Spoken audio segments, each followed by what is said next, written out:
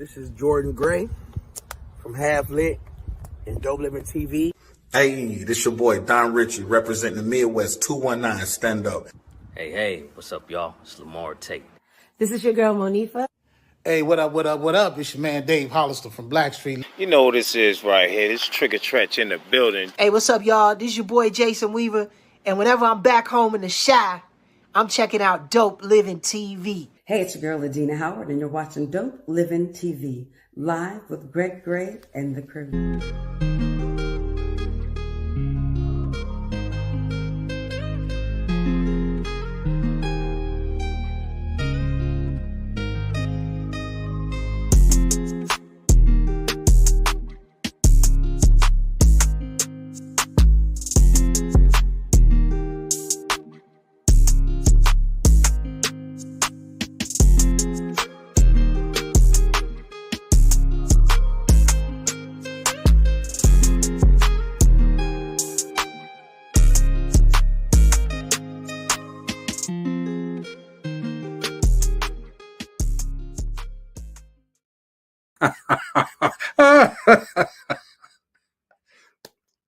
What's up? It's your boy Greg Gray. It's Dope Living TV Live.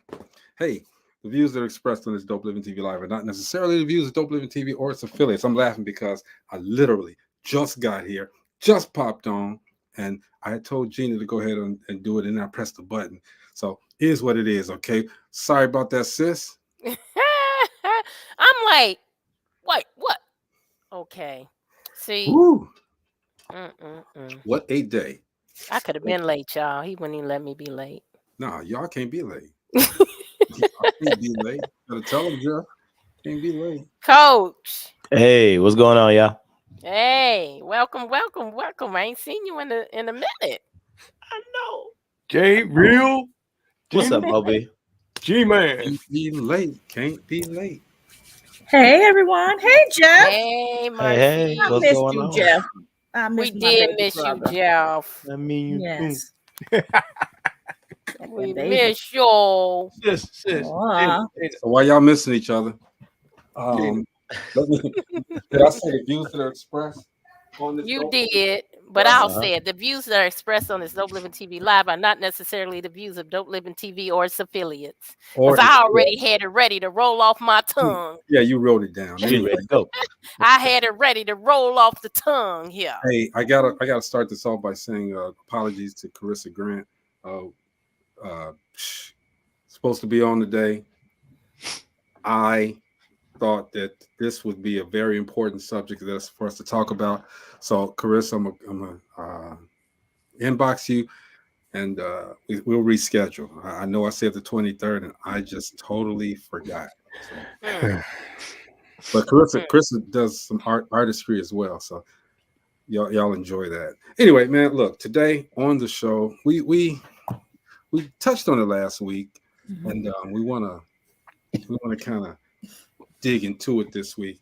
The state of Black education in the Black environment, in a Black neighborhood, in a Black society, In our culture. and the whole thing. Yeah, correct me if you like. All that. It's something I think it needs to be talked about.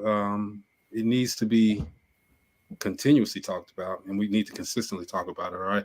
We got a guest that's going to help us talk about it too. Everybody say what's up to Terry Griffin. Hey, Terry. Hey, how you doing, Hi. Terry?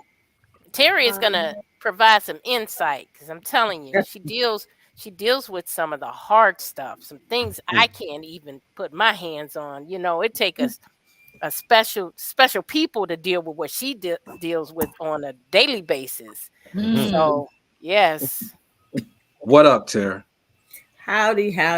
We're still going to get together eventually when life, will slow down a little bit for both of us. Man, I I know I got to slow down.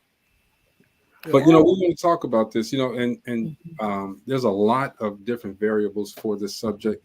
So we're going to take them piece by piece, and we're going to try to do this the whole week. So, and let's start with the younger kids. All right. Now, my son went to a school in Gary, Indiana called Thea Bowman. All right. And I'm told that now they have the young kids in the same school as the older kids. Mm. What do y'all think about that? I don't like it. I don't I like don't it like either. that. Yeah, I don't agree. Mm-mm. I don't either. I'll be there on Wednesday Mm. to give a presentation Mm. to some of the I, students. was So gonna I'll say, be able I to see thought you was firsthand. enrolling. I mean, but No, I'll be giving a It's bad. presentation to the youth. So I'll be able to see it firsthand. But I just think that when I think they need to be separated. There are Yeah. different emotions, there are Yeah. different things that they're dealing with. And when you have some of the younger kids, even though to me, they're saying that they will separate them, you mhm. know that there at times going to be times where one's going to go where they shouldn't be at and things Yeah. of that nature, and Mhm. just hear Hmm. and see things that they shouldn't at a younger age.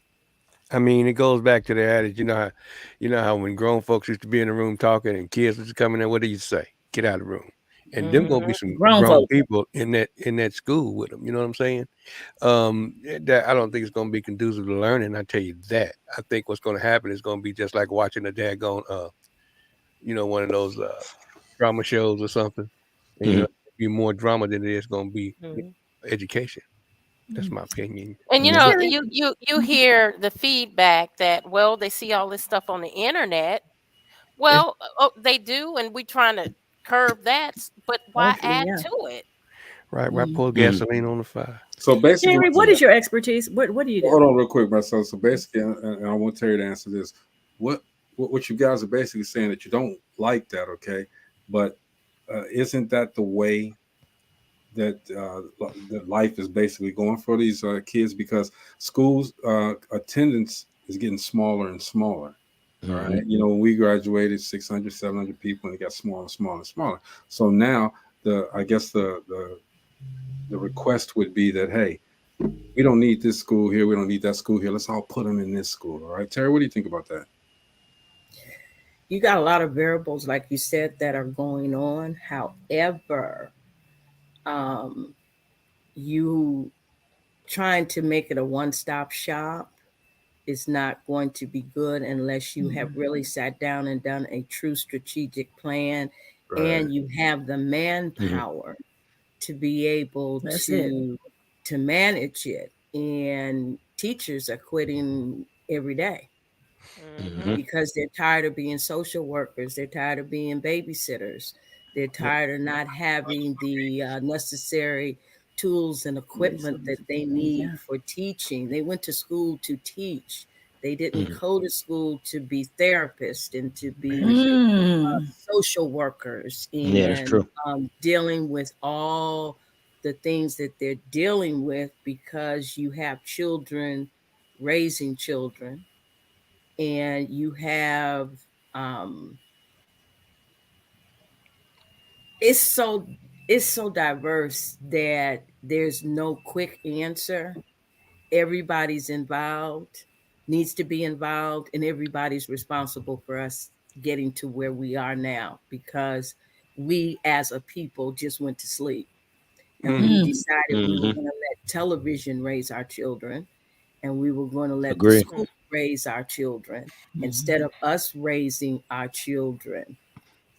When Hmm. we were growing up, like he said, go in the other room because this is grown folk conversation. Hmm. What Hmm. happens in your house, and there's a little, I don't totally agree with what I'm getting ready to say. What Mm. happens in your house should stay in your house, because too much other stuff has happened in the house that needed to be spoken about. Yeah.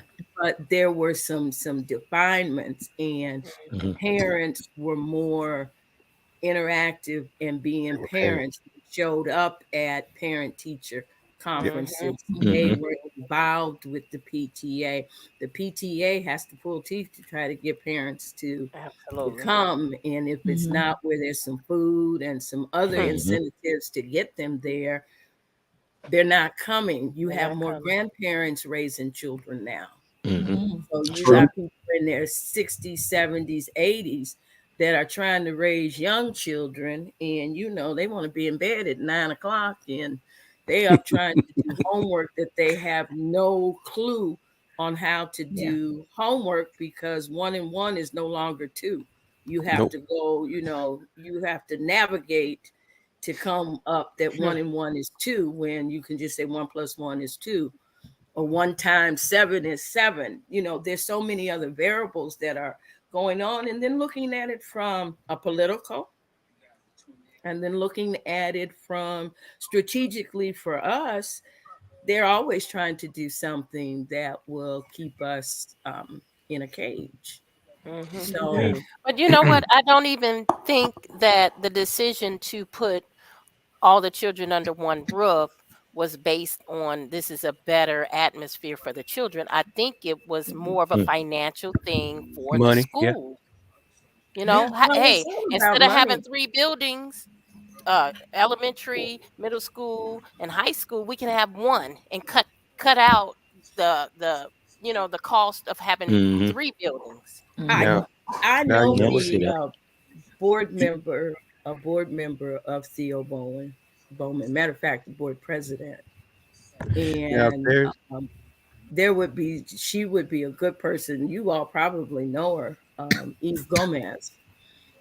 oh yeah. And um, the challenges that how Theo Bowman was when your son was in school, and how Theo Bowman now is Mm-hmm. totally different. Totally. And fortunately, you have some people that are really taking a time and wanted it to be that the children are truly the focus. So once we establish that our children are the focus and not the money, and not building bigger schools or other things that are not, I'm not going to say that they shouldn't, I'm not going to say that they're not. They're okay and they're necessary, but they're not the main focus. And when we look at it, it's about money. You got people that are pulling their kids out of school now and trying to homeschool them. So now you have the homeschooling, you have the charter schools. Charter schools are not held to the standard that public Right. schools are held to. Mm-hmm. Um, Right.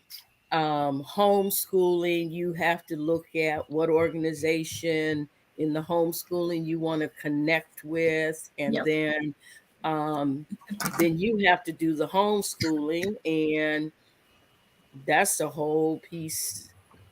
There's no qualification for it. That's just a whole piece. Well, they do have some things where you can, because I do have some friends that took their kids out of school, homeschooled them for 3 years, and then put them back in school. And it was like they were never out of school, but they were with an organization that held them accountable. Okay, you had to you had certain things. There were timelines that you had to do X, Y, and Z. You had, when it was time to, you didn't do testing at home. You had to go to the hotel or the designated location. Midterms had to be done. Finals had to be done. You're in that kind of atmosphere, then I say, yes, it's a good thing. But I can't talk about all the various organizations out here, because every time you blink your eye, something else is popping up. Hey, Terry, let me interrupt you real quick. Let me interrupt you real quick.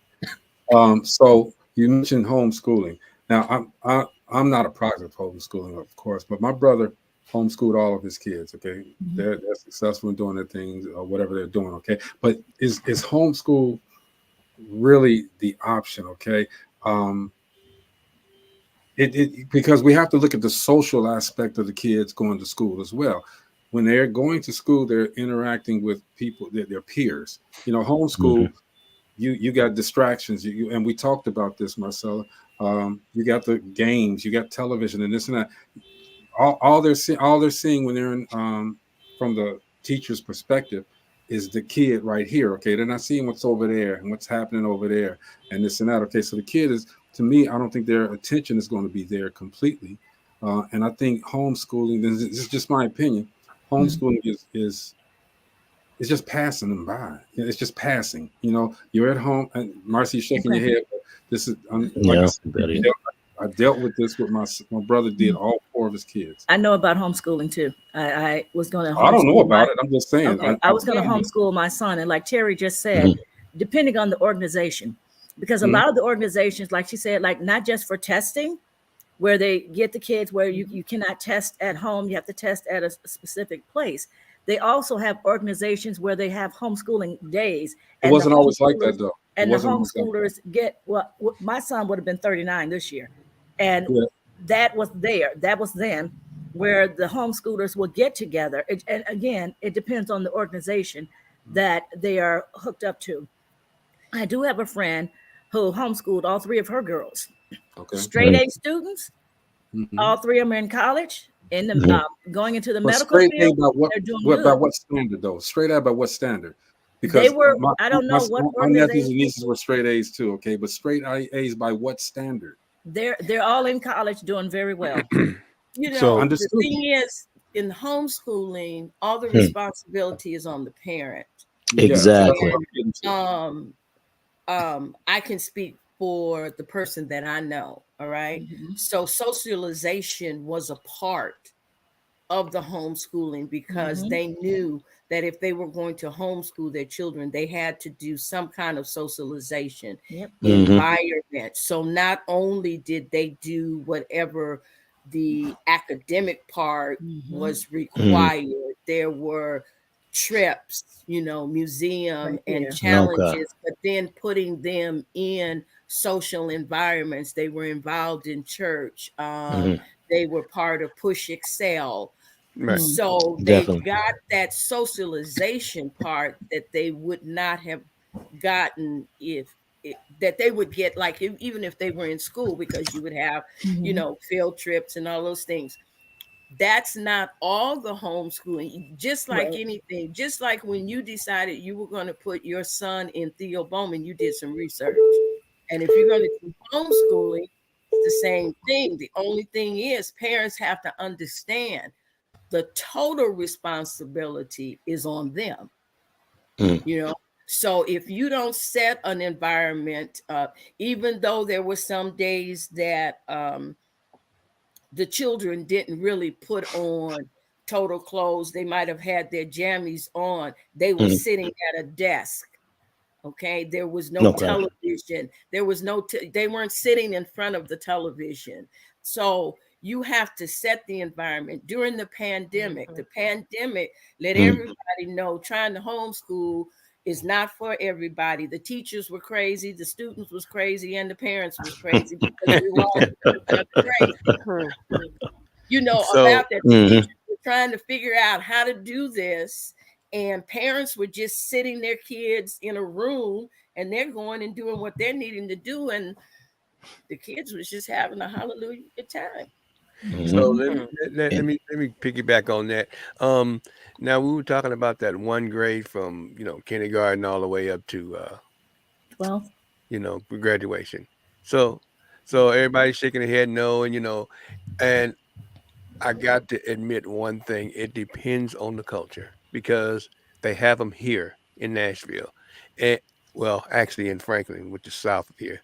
Those folks, you know, $500,000, you know, or more. You know, they're private Christian schools that go from kindergarten all the way up to 12th grade, and they're trying to compare that with what, you know, a Gary school system would look like. You know, so they can verify closing all these schools and putting all these people in one school, is what it seems like to me.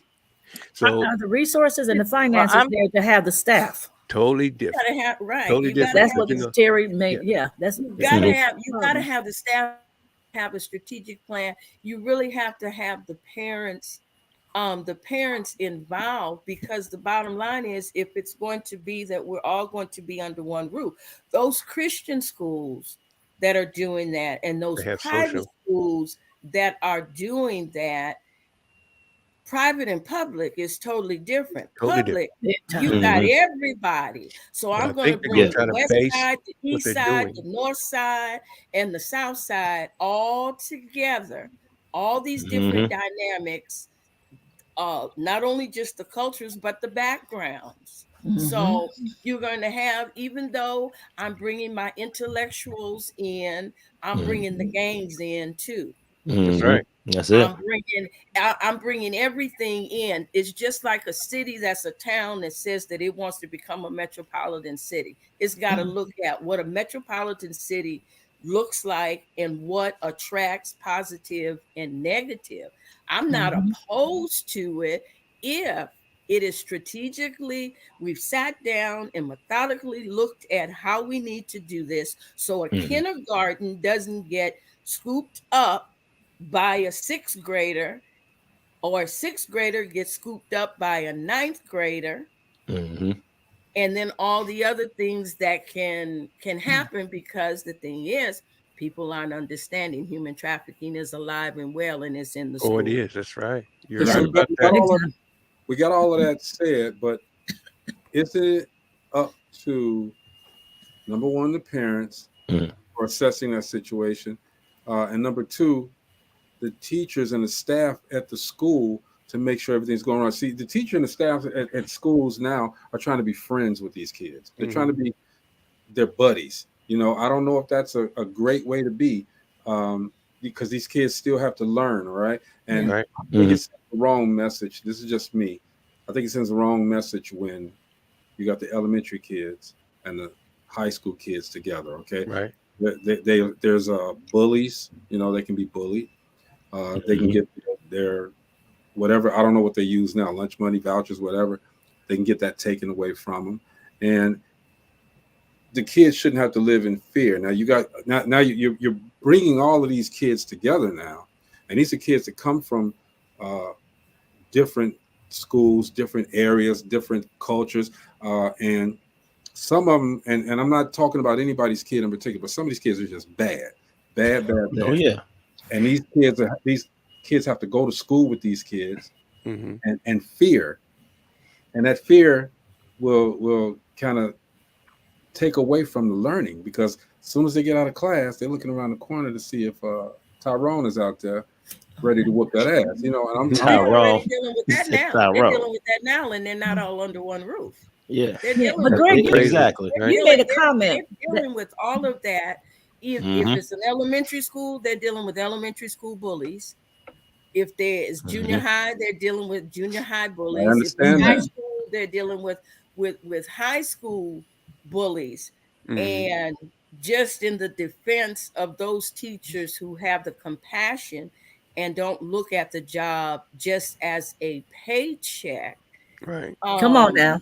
It's not, it's a twofold. First of all, teachers' hands are tied with a lot of do's and don'ts from a logistic part. Now, a student can whoop my tail, but I can't defend myself. And if I do, then my job is in jeopardy. Now, first of all, that's off balance. Okay.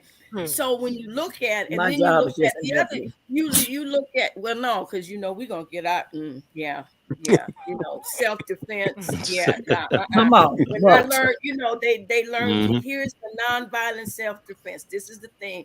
I don't have to worry about a child pulling my hair out because I'm gonna knock them out. And boom.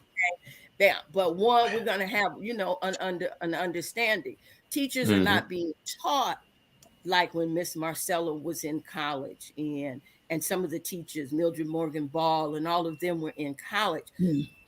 Teachers are not getting the education and the reality of what they're really walking into on today. Then they got to deal with parents that don't come to find out what my child did. I come to cuss you out, beat you up, because my child is an angel and he's the hellion, excuse my language, in the class. Yeah. Then you have kids now that we have medicated, that many don't really need to be on the medication. That's true.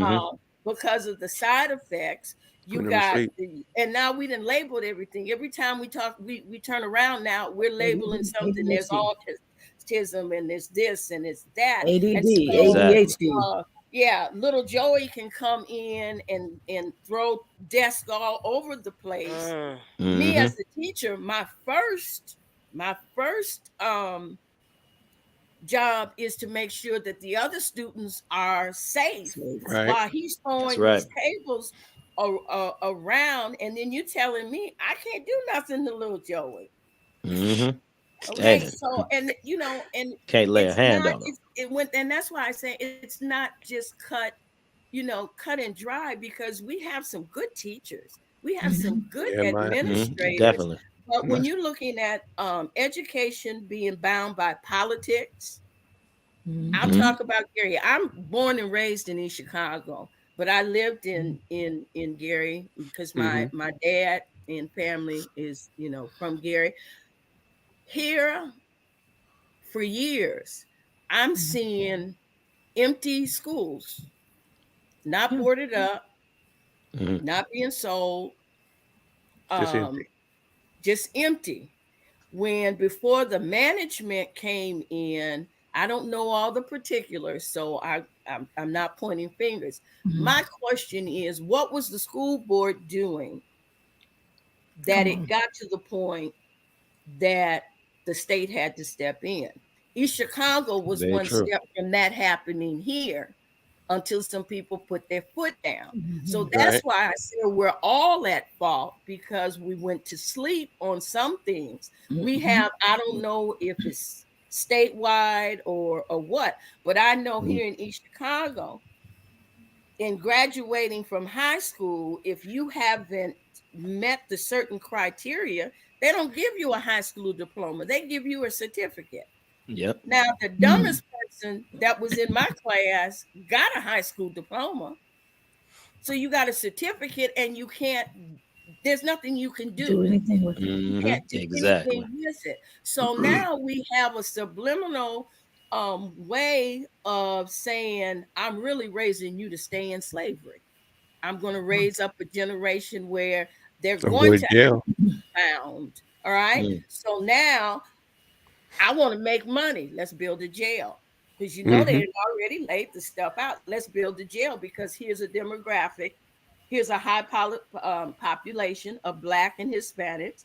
Okay, so let us do, because we can just go on and get them and put them in Put 'em jail. in the So when you system. look at all the dynamics, I mean, Mm. you can't just say that it's just one thing's parents. It's going to take parents, teachers, politicians, everybody. It's It going still to goes carry. back to it takes a village, okay? And that's what we're saying. There's a lot of variables to this. I want to read these real quick. Byron said charter schools are also don't have the same educational requirements for their faculty as the public schools. Dan Sisman said there's a meme on Facebook that shows parents mad at the child because he did something wrong 20 or 30 years ago. Then another picture showing parents mad at teachers for the same wrongdoing. He also says, I was unfortunate. He got SWATs in school, but he knew not to do that again. Tanisha says, administration is killing the educational requirements.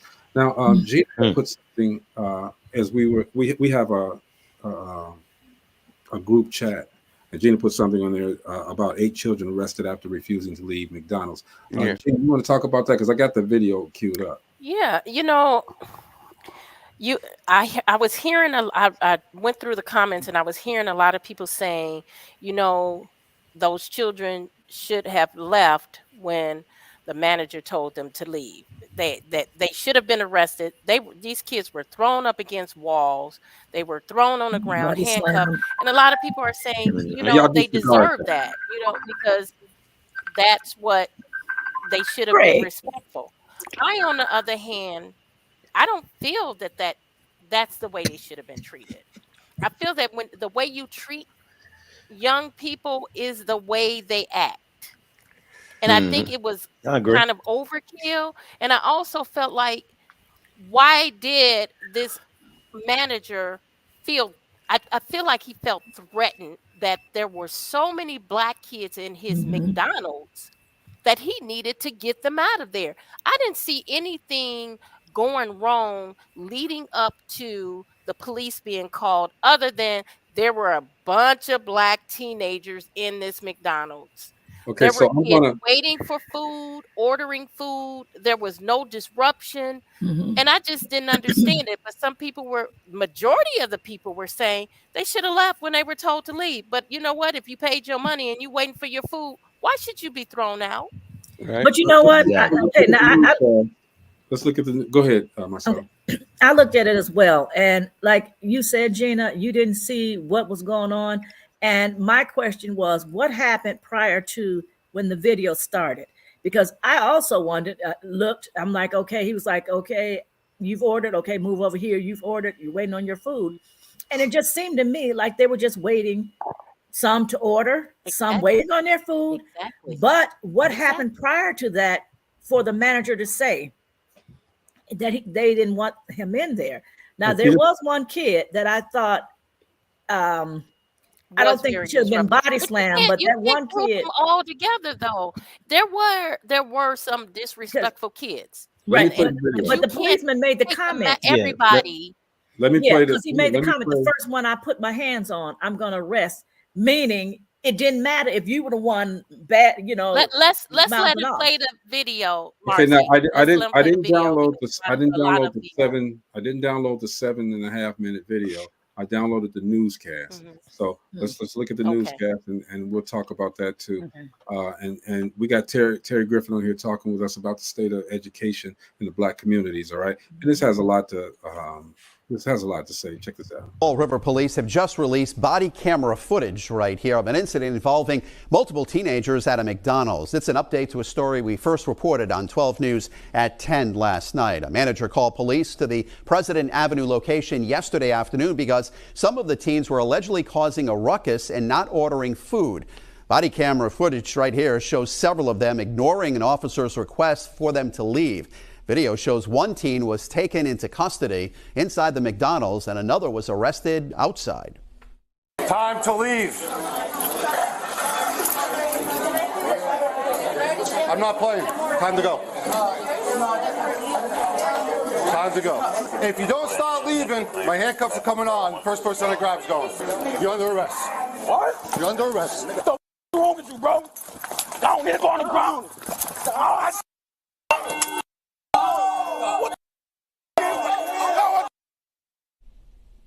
The teenager you just saw told officers he just wanted to get food because he does not eat the food at school.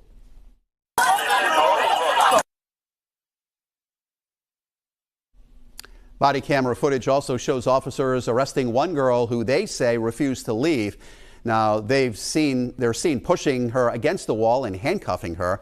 8 teens were charged with trespassing. Some of them were also charged with disorderly conduct, resisting arrest, and disturbing the peace. One teen is also charged with assault and battery on a police officer.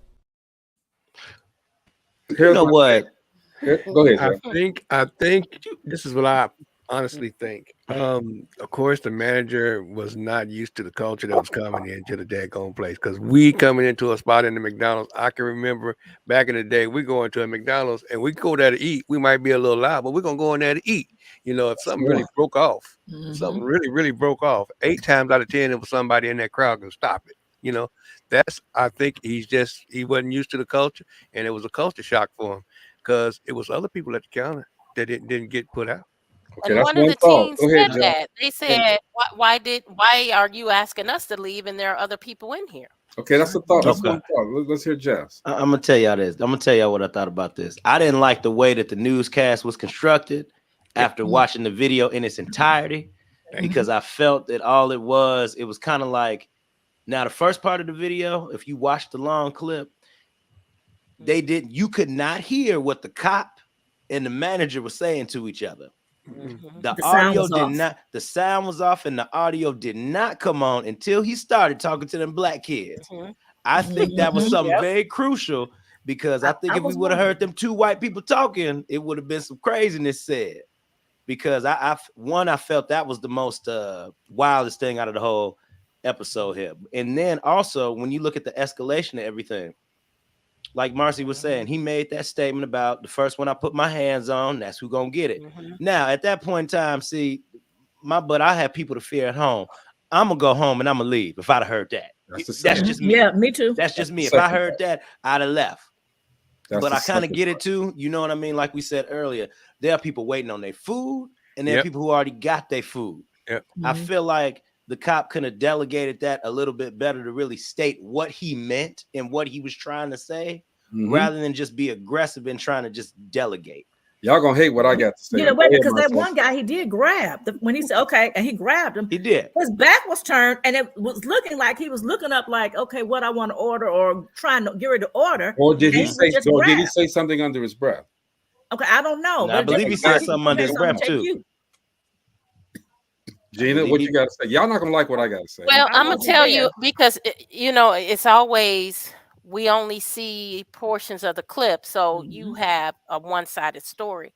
I researched the whole story. There was an incident at the CVS down the street where that manager thought there was going to be a fight breakout at the McDonald's. No, at the CVS before the kids got to McDonald's, but there was never a fight. So the kids transitioned from the CVS and they walked down to the McDonald's.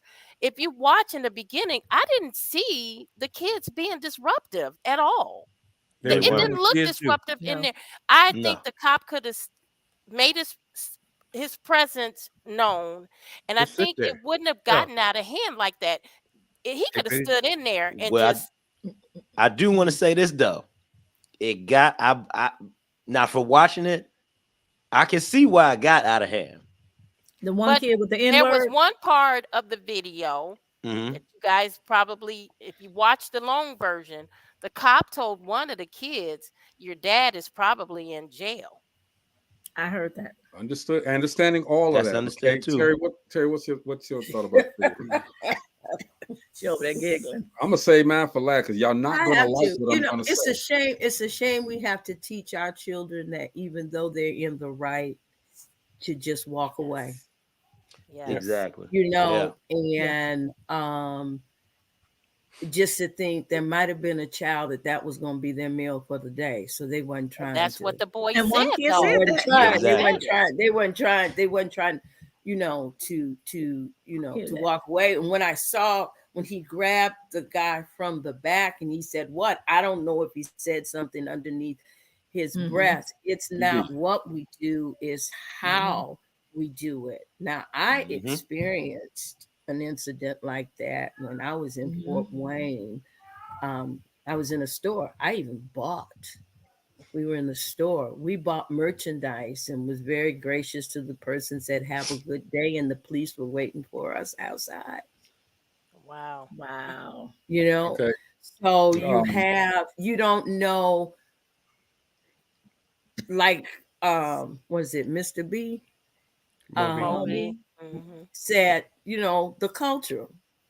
When we go in as a group and our non-ethnic brothers and sisters are not used to being around us, it forms a fear and an intimidation. You don't have to say anything. You don't have to do anything. Just because you walked in as a group. We don't know if like Gina was saying, an incident had taken place at CVS, being that was maybe, if it was a business district, I'm going to call to let you know there's a group of kids that are, you know, even if they're, in my mind, they're rowdy and they, you know, they may be coming to you. We don't have all the dynamics, but that still could have been handled. It could have been handled different than slamming our kids. Hold on, Marcella. Hold on. I won't hold this comment. Get this comment. Well, I had a comment similar to what she was saying. I mean, like I said earlier, it's the culture plus it's a couple of other things too. You know, if you take us and you push us, it's gonna be some, you know, something's gonna crack off. Period. You know, the police know what those buttons are. Those kids don't necessarily know that those are just buttons. They press it so they can get a reaction. You know what I'm saying? They don't know that. Marcel, you gotta say the something. Police know that they're gonna push those. When they push that button, they know they're gonna get a reaction out of those kids. They know they're gonna get a reaction, and it's gonna be 8 times out of 10. It's gonna be the wrong reaction. You know. Let Marcella say, then I'm gonna say what I gotta say, and then we're gonna move on. Even just because something happened at CVS, obviously, with that many kids, that means school just let out or something. It does not necessarily mean it's the same group of kids. Just because they all black, It was and black there's a in group of black CES. kids, black and Hispanic. I think I saw some Hispanics in there as well. Brown and black kids does not necessarily mean it's the same group of kids. So just to call down, hey, we had some brown and melanated community kids over here that looked like something was going to happen, and calling down the street, you know that. And for the manager, I'm upset because these are a all lot of great cops are too comments. quick Okay, to shoot folks. these are all great comments. Let me read some of the audience comments. Dan says, let's get back to math, science, English, history, and common sense classes like auto shop, home economics, welding, wood shop. It doesn't matter what race you are. Learn something. Joy. Tanisha says, back in the day, local businesses posted signs saying no more than an X amount of people allowed at once.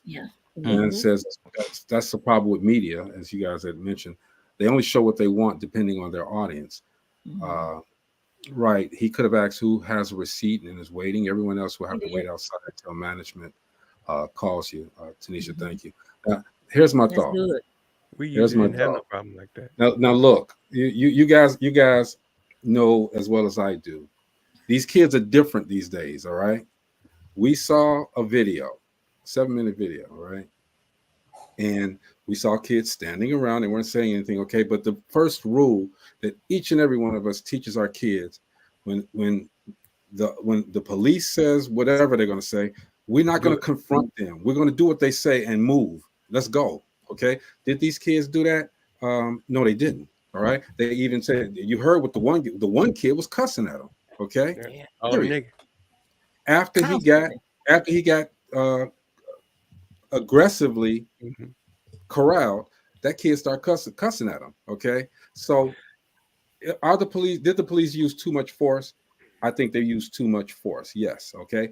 But should the kids have just moved on and done what the officer said? Yes, they should have absolutely done what the officer said. Okay, because when you get a group of kids, and especially this generation of kids, they're different from the way they're different. So they're going to be. So are the police. Pardon me? Well, one of So are the the key police. things They're you different said with us. One of the key things that you said, Greg, that you said was that we taught our kids to do X, Y, and Z. How many of those kids that their parents, that they were told whatever the police say, whether it's right or wrong, do it. Because I wanted to get you home alive. All kids don't get that. Nope. And I'm not saying I agree, Huh? Because of what though? Because of social media, because of television, because they're not being taught at home by these parents. They're not being taught. They're not being taught. And you have every child is not being taught. Every child doesn't have a mentor in their life, somebody that they can go to. That's true. That will be that surrogate. And that's why that stuff happens. And that's why, and then we don't learn, law enforcement, they still have things that they need to learn too. So both sides, it could have been handled better from both sides. And we already know that media is ratings. So we're going to put the clips, together. Media is not like media used to be. Let's tell the real story. Now you have to cipher what sells. You got to, you got to cipher through. When you're on the internet, you got to cipher through. When you turn to 257 and you hear it live, you still have to cipher through it. We have a lot of work to do because we have a generation that had children that didn't know how to parent. Right. Well, it didn't have any social skills. But you know what? You know what the question is?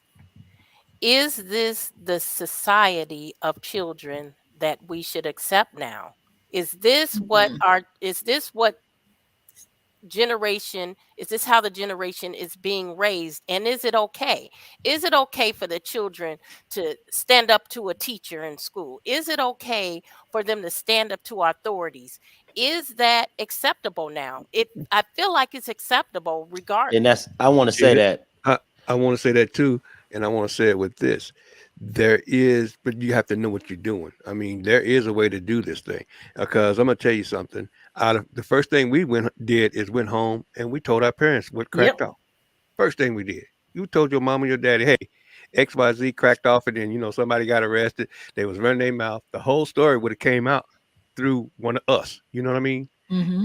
And and another thing is schools don't teach those social skills anymore. They teach them how to pass tests. You got to Citizenship remember and all these that. kids have had an antiseptic, almost teaching experience. So the last 2 or 3 years, you got kids that went through 3 years of their freaking schooling online. And now they're just starting to get social. Whatever little social they got going on right now is what they've just had in this last past year. That's the most. Mm. Kids Hey, don't So, socialize like in the past. When you take I watch kids, and they can be at a social event and they don't intermingle.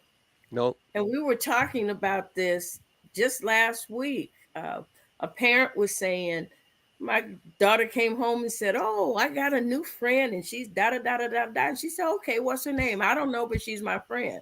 Yeah, Oh. it's like a 3-year-old. And I'm like, no, it wasn't a 3-year-old though, I'm just And saying I'm it's like like, a 3-year-old. and then they stay in their little, a little cocoon. and hey Terry, let me interrupt for a moment. Okay, we got to go to the life coach moment. Right. Marcelo.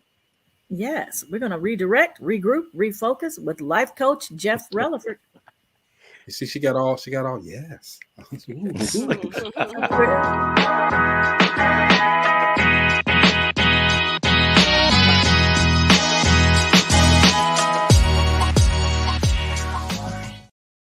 Oh, I'm big. What's up, y'all? For the 1 minute thought, what I really want to focus on real quick is the question that Gina posed. And is this the generation of children that we have to accept? Or do we have to accept that all these things are just here and we have to adapt to it? And with me being a younger guy and sitting up here really watching these, just watching how these parents are raising these young kids.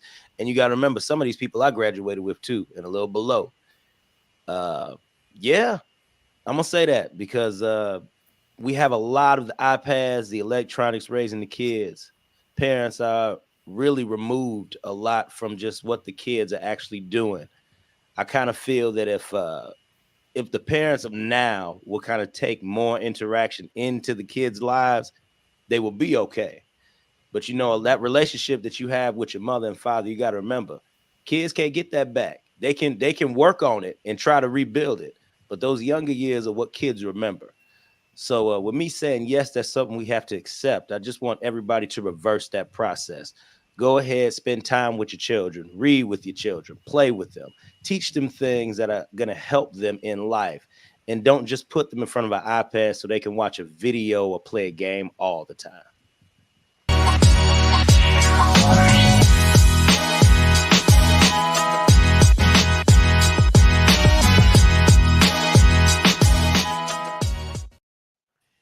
Now I'm gonna make a statement.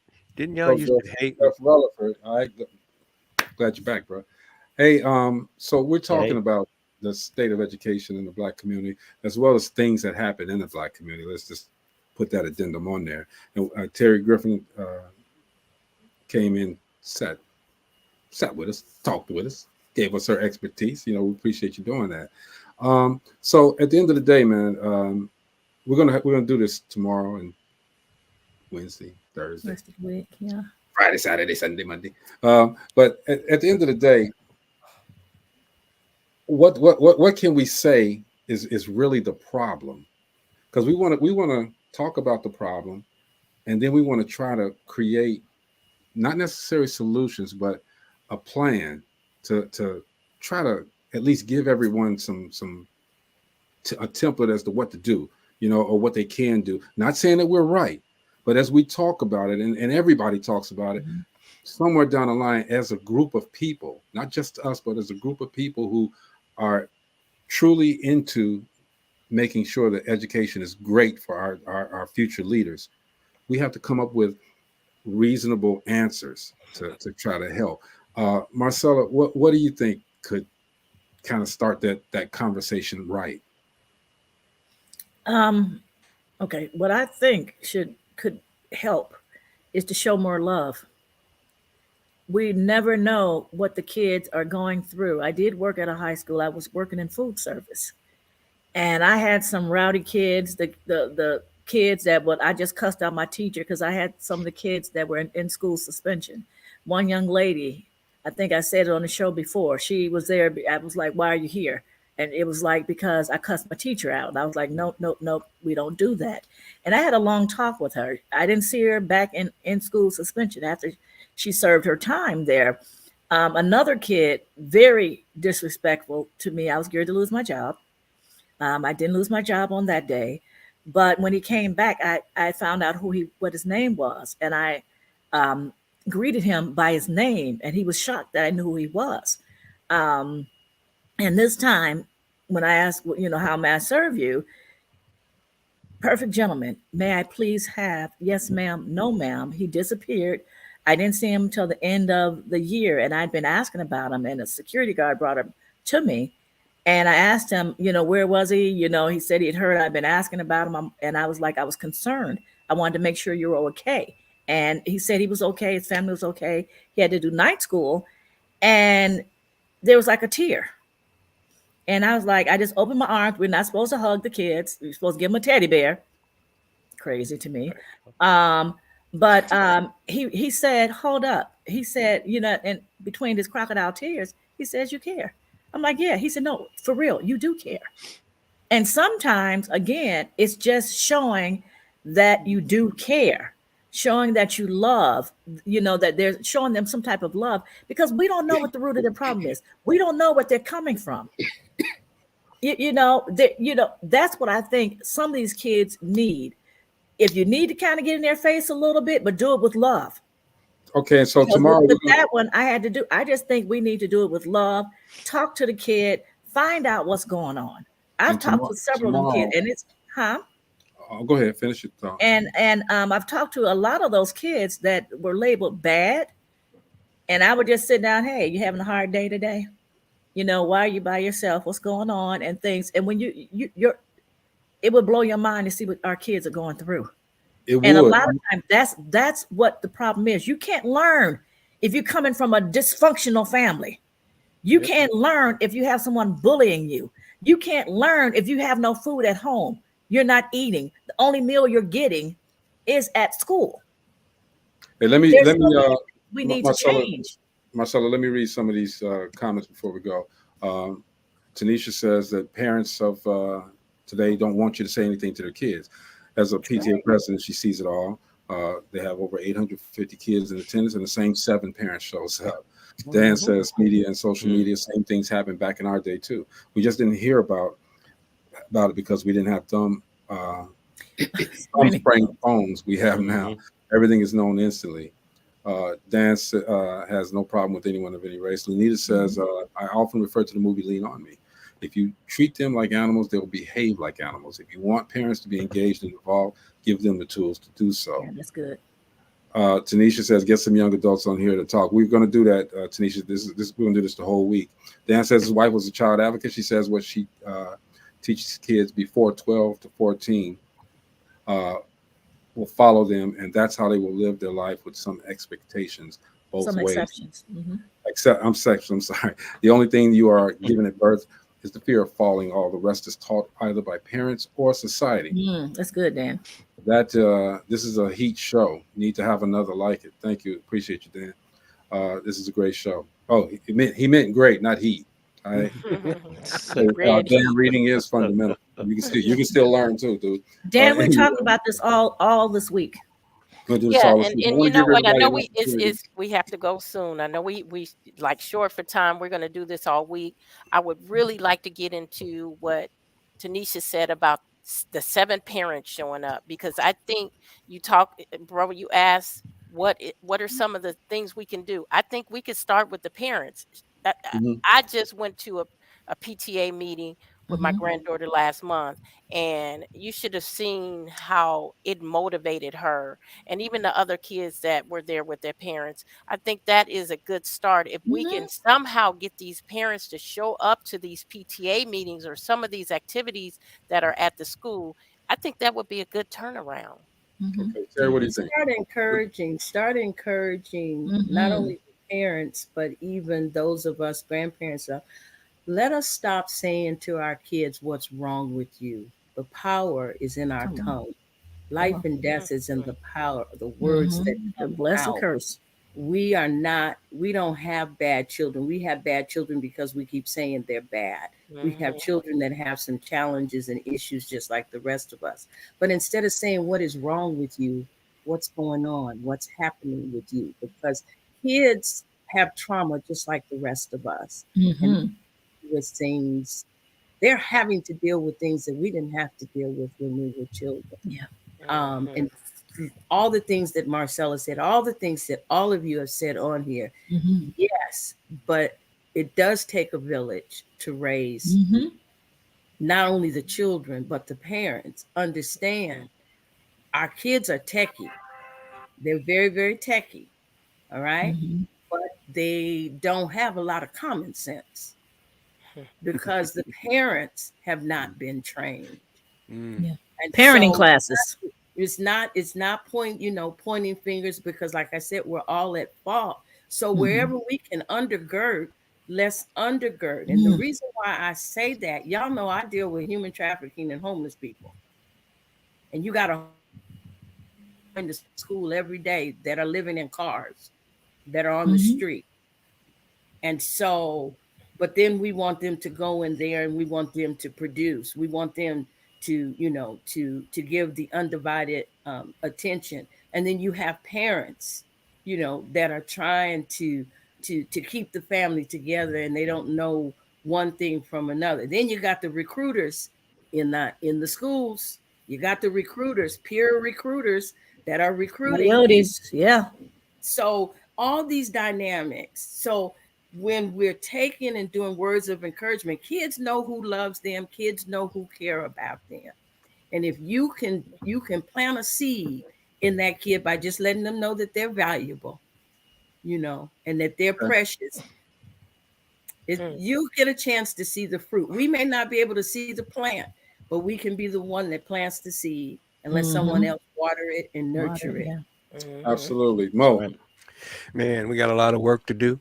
And I think what we need to do is have a solid plan before we move forward with anything in the school. The worst thing that can happen is you have a plan, supposed plan, and you start doing it and have to change it, or change something that the children have gotten used to or the students have gotten used to. And in mid-year, you change a requirement, you add something else different to the structure that you had started. So, I mean, I think the biggest thing is to have a very, very good plan before right now, the biggest thing is that we got these kids going to school together, and they're trying to take that and pair it together with what they see in these private schools and stuff. These rich private schools, and they're saying, okay, this works here. Well, those kids have never been through a tenth of what our children has been through. So, absolutely. I mean, we got a lot of And work they're to do. taking stuff out of the school. We got to demand that they put some stuff back in the school. Art, Oh yeah, gym. oh yeah, oh yeah. They need to put Don't school take back. Black history out. Yeah. If Oh you have Lord. it. Lord have mercy. I just want to say, start at home. My thing is, and I'm gonna go through this real brief summary of why you start at home.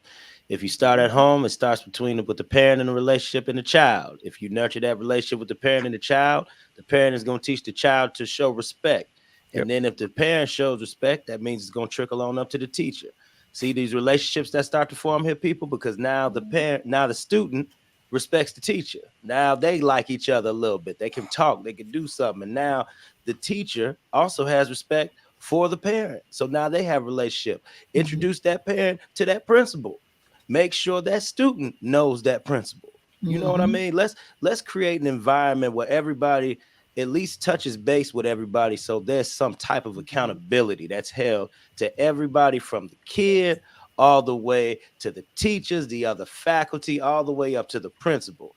even if it's got to be superintendents all the way up above. Allow that level, these other lower levels, to be an example so that people can continue to lead from the head all the way on down.